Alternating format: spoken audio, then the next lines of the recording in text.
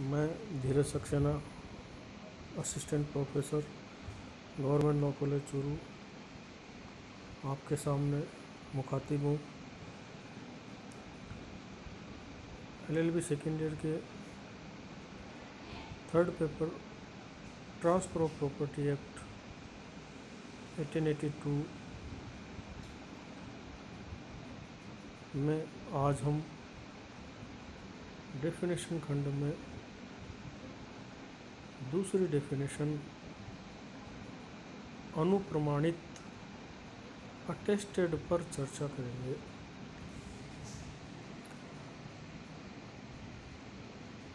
आप सभी को ध्यान है और हम पिछले वीडियो में हम चर्चा भी कर चुके हैं कि संपत्ति का अंतरण जब भी होता है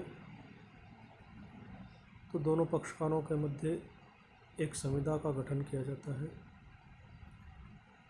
और उस संविदा के गठन को दस्तावेज के रूप में अभिलिखित किया जाता है।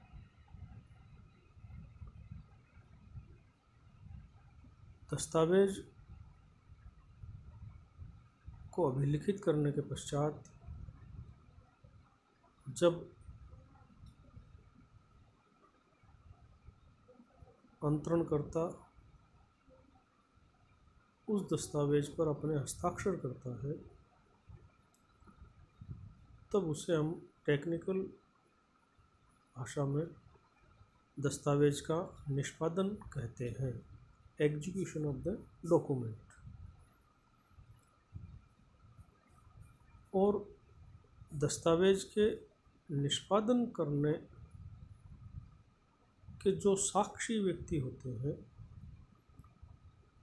उस प्रक्रिया को हम अनुप्रमाणन कहते हैं, अटेस्टेशन।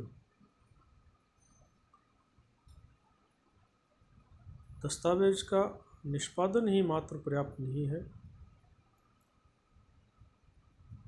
वो निष्पादन अनुप्रमाणन भी होना चाहिए।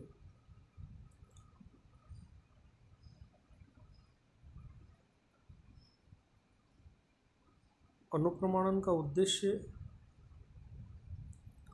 दस्तावेज के निष्पादन को स्वतंत्र रखने से है, अर्थात दस्तावेज के निष्पादन में अनुचित दबाव या बल प्रयोग अथवा कपट आदि को रोकने के उद्देश्य से दस्तावेज के अनुप्रमाणन को अनिवार्य किया गया है।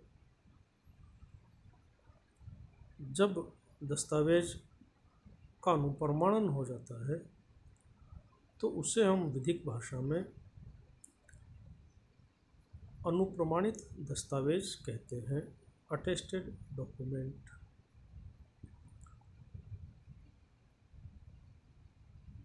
संपत्ति अंतरण अधिनियम की धारा 3 में अनुप्रमाणित शब्द को परिभाषित किया गया है। उस परिभाषा को यदि आप देखें तो वैध अनुप्रमाणन के लिए अनिवार्य शर्तें स्पष्ट होती हैं। वैध अनुप्रमाणन के लिए पहली अनिवार्य शर्त यह है कि वह अनुप्रमाणन दो साक्षियों के द्वारा होना चाहिए, अर्थात दस्तावेज का निष्पादन कम से कम दो स्वतंत्र व्यक्तियों के द्वारा अनुप्रमाणित होना चाहिए।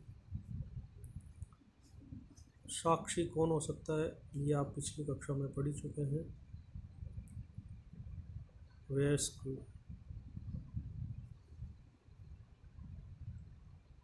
साउंड माइंड होना चाहिए। तो ऐसे दो व्यक्ति साक्षी होने चाहिए। दूसरी आवश्यक शर्त यह है कि ये जो दोनों साक्षी हैं उनके द्वारा एक प्रक्रिया का पालन किया जाना अनिवार्य होता है। दो प्रक्रियाएं दी हुई हैं, इन दोनों में से एक कोई भी कार्य हर एक साक्षी के द्वारा किया जाना आवश्यक किया गया है। इनमें से सबसे पहली बात यह है कि दोनों साक्ष्यों में से हर साक्षी के द्वारा निष्पादक या अन्य व्यक्ति को उस दस्तावेज पर हस्ताक्षर या अपना अंगूठा चिन्ह आदि लगाते हुए देखना आवश्यक है। यदि इस प्रक्रिया का पालन साक्षी के द्वारा नहीं किया गया है, अर्थात निष्पादक ने साक्षी के सामने हस्ताक्षर नहीं किए हैं, तब उस साक्षी को उस निष्पादक के द्वारा किए गए हस्ताक्षर की व्यक्तिगत अभिस्वीकृति प्राप्त करना अनिवार्य किया गया है। अर्थात साक्षी को या तो निष्पादक को हस्ताक्षर करते हुए देखना अनिवार्य है या उस निष्पादक के द्वारा हस्ताक्षर किए गए हैं इस बात की व्यक्तिगत अभिस्वीकृति प्राप्त किया जाना अनिवार्य किया गया है। तीसरी बात यदि हम कहें तो ये जो दोनों साक्षी हैं, इन दोनों साक्षियों को निष्पादक की उपस्थिति में हस्ताक्षर करना अनिवार्य होता है। इसका अर्थ ये भी है कि निष्पादक के द्वारा हस्ताक्षर करना दोनों साक्षियों की उपस्थिति में अनिवार्य नहीं है, लेकिन निष्पादक की उपस्थिति में दोनों साक्षियों का हस्ताक्षर करना अनिवार्य होता है।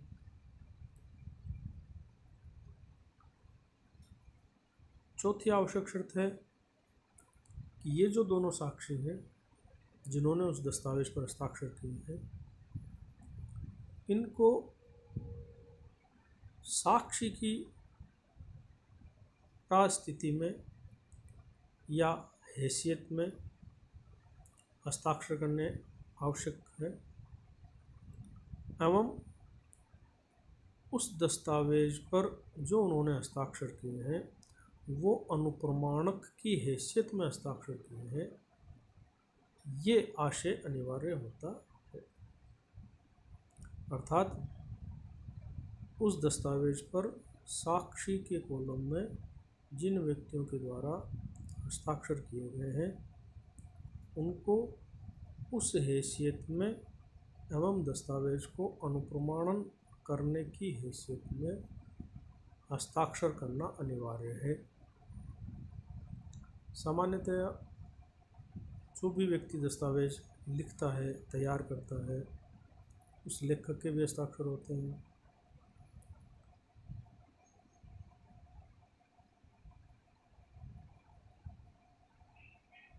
वो दस्तावेज स्टाम्प पेपर जिस व्यक्ति ने इशू किया है वो भी अपने हस्ताक्षर करता है। नोटेरी हैं, अगर किया गया है तो वो भी उस पर हस्ताक्षर करते हैं। पंजीकरण करने वाला अधिकारी भी उस पर हस्ताक्षर करता है। लेकिन ये सब अनुप्रमाणन नहीं माने जाते हैं। अनुप्रमाणन केवल उन दो व्यक्तियों का हस्ताक्षर माना जाता है जिन्होंने उस दस्तावेज को साक्षी की हैसियत में और दस्तावेज को अनुप्रमाणित करने की हैसियत में हस्ताक्षर किए हैं। तो ये चार चीज़ें अनिवार्य की गई हैं। पहला, दो साक्षी होने चाहिए। दूसरा, दोनों साक्षियों के द्वारा निष्पादन या निष्पादन की व्यक्तिगत स्वीकृति प्राप्त करना आवश्यक है। तीसरा, दोनों साक्षियों का निष्पादक की उपस्थिति में हस्ताक्षर करना अनिवार्य है। और अंतिम चौथा, दोनों साक्षियों द्वारा साक्षी की हैसियत एवं अनुप्रमाणन करने की हैसियत में हस्ताक्षर करना अनिवार्य है। ये 4 बातें, शर्तें धारा 3 में दी गई परिभाषा से स्पष्ट होती है। इस संदर्भ में यदि एक महत्वपूर्ण बात की यदि बात करें तो आपको अब्दुल्ला जब्बार बनाम वेंकट शास्त्री एंड सन्स का उच्चतम न्यायालय के द्वारा निर्णीत एक केस है, वो आपको अवश्य देखना चाहिए। इसके अलावा यदि हम बात करें तो एक विशेष बात यह है कि इस परिभाषा में कहीं भी अनुप्रमाणन के लिए कोई फॉर्मेट, स्पेशल फॉर्मेट, विशिष्ट प्रारूप अनिवार्य नहीं किया गया है। लेकिन सामान्य रूप में यदि देखा जाए तो सबसे पहले दस्तावेज अभिलिखित किया जाता है, उसके बाद उस दस्तावेज को निष्पादित किया जाता है, उसके बाद उस दस्तावेज का अनुप्रमाणन किया जाता है और उसके बाद उस दस्तावेज को पंजीकृत करवाया जाता है। ये एक अलिखित फॉर्मेट है जो फॉलो किया जाता है। ऐसा नहीं हो सकता कि दस्तावेज को पहले अनुप्रमाणित कर लिया जाए, बाद में निष्पादित किया जाए, या निष्पादन और अनुप्रमाणन हो जाए उसके बाद उसको अभिलिखित किया जाए। तो ये एक अघोषित फॉर्मेट है जिसकी पालना की जाती है। इसके बाद यदि हम बात करें इसी विषय पर, तो जब भी अनुप्रमाणन की बात आती है तब इंग्लिश और इंडियन लॉ में डिफरेंस ज़रूर पूछा जाता है। तो ये 2 विषय हैं जिन पर इन दोनों में अंतर है, वो थोड़ा सा आपको ध्यान में रखना है। क्योंकि आंग्ल लॉ ही भारत में अप्लाई किया गया था, लेकिन एज इट इज़ उसको अप्लाई ना करके भारतीय परिस्थितियों को ध्यान में रखकर संपत्ति अंतरण अधिनियम की धारा 3 में इस परिभाषा को शामिल किया गया था। अंग्रेजी विधि की यदि हम बात करें तो अंग्रेजी विधि में दोनों अनुप्रमाणक जो साक्षी हैं उनका एक साथ उपस्थित होना अनिवार्य किया गया है, जबकि भारतीय विधि में ऐसा अनिवार्य नहीं है। भारतीय विधि में एक साक्षी के पास दस्तावेज ले जाया जाए या जब भी दस्तावेज का निष्पादन हो रहा हो, एक साक्षी मौजूद है तो वो उसकी उपस्थिति में निष्पादन हो जाएगा। दूसरा साक्षी जब भी मौजूद हो तब निष्पादक उसको अपनी वैयक्तिक अभिस्वीकृति प्रदान कर सकता है। तो धारा 3 की जो गाइडलाइन है वो फुलफिल हो जाती है, जबकि इंग्लिश लॉ में इन दोनों साक्ष्यों का एक साथ मौजूद होना अनिवार्य माना गया है। दूसरी यदि हम भिन्नता की बात करें तो अंग्रेजी विधि में दोनों साक्ष्यों का निष्पादन होते हुए देखा जाना अनिवार्य किया गया है। अर्थात ऐसा नहीं हो सकता कि निष्पादक साइन पहले कर दे और बाद में उनको व्यक्तिगत अभिस्वीकृति दे दे। भारतीय विधि में तो ये संभव है, लेकिन इंग्लिश लॉ में व्यक्तिगत अभिस्वीकृति को मान्य नहीं किया गया है। अर्थात दोनों साक्ष्यों के सामने ही उस दस्तावेज का निष्पादन किया जाना अनिवार्य है, लेकिन भारतीय विधि में निष्पादन भी हो सकता है या उसकी व्यक्तिगत अभिस्वीकृति लेकर भी औपचारिकता पूरी की जा सकती है।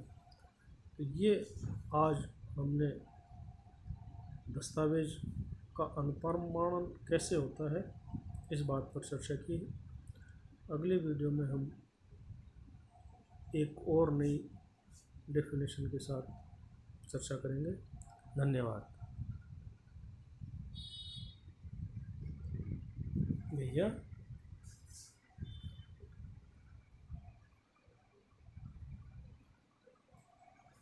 रुक गए क्या?